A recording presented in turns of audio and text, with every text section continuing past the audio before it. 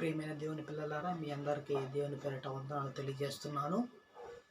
మనము ఈ దినమున దేవుని గురించి కొంత జ్ఞానం మనం నేర్చుకుందాము. అవి ఏంటి అంటే, హబక్కు 3వ అధ్యాయము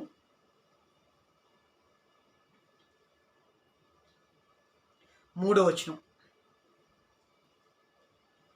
ఆయన మహిమ ఆకాశ మండలమంతటను కనబడుచున్నది, భూమి ఆయన ప్రభావముతో నిండి ఉన్నది.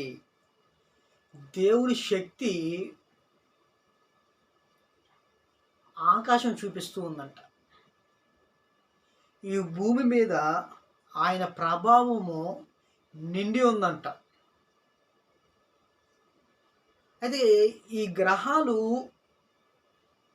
ఆకాశము అన్నీ కూడా దేవుని పనిని చూపిస్తూ ఉంది. ఆ దేవుడు మనిషిని తయారు చేశాడు. ఆ మనుషుడు ఏం చేశాడు అంటే దేవునికి తిరుగుబాటు చేస్తున్నాడు. ఈ ఆకాశ మండలము, ఈ గ్రహాలు, ఈ ప్రకృతి అన్నీ కూడా దేవునికి లోబడి పనిచేస్తున్నాయి. అయితే తన పోలికన మనుషుల్ని ఏర్పాటు చేశాడు. అయితే ఈ మనిషికి తిరుగుబాటు స్వభావము ఎలా వచ్చింది?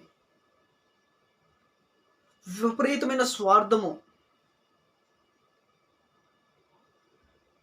అలాగే మంచి అది దేవుడు చెప్తూ ఉంటే వినినట్టే ఉంటారు, మళ్ళీ దేవునికి దూరం అయిపోతారు.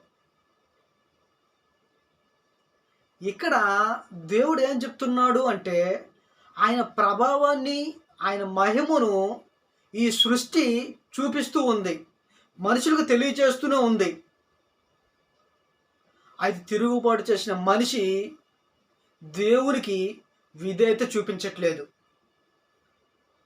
విధేయత చూపించకపోవడానికి గల కారణం ఏంటి అంటే తన బలహీనతలు. ఆ బలహీనతలు మనం ఎదుర్కొంటే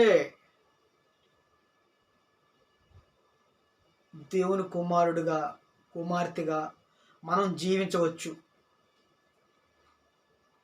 కొందరు అనారోగ్య సమస్యలు అంటారు, ఆర్థిక సమస్యలు అంటారు, కుటుంబ సమస్యలు అంటారు. ఇలా ఒక్కొక్కరికి ఒక్కొక్క సమస్య ఉంటుంది. ఆ సమస్య నుంచి బయటికి రావాలి అని అంటే ప్రతి సమస్యకి పరిష్కారం ఉంది.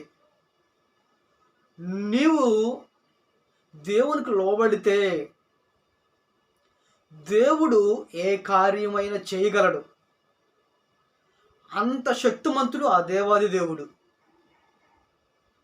అయితే దేవునికి ఈ మానవులు లోబడటం లేదు. అందుకే యోబులు ఒక మాట అంటాడు, అయ్యో నేను పిల్లల్ని పెంచి గొప్పవారికి చేసి తిని వారు నా మీద తిరగబడి ఉన్నారని తండ్రి బాధపడుతున్నాడండి. మనం తిరగబడి ఉన్నామంట. ఇంకెప్పుడు మనం మారాలి? ఇదే అనుకూల సమయం. దేవుడు చెప్తున్నాడు, దేవునికి లోబడు.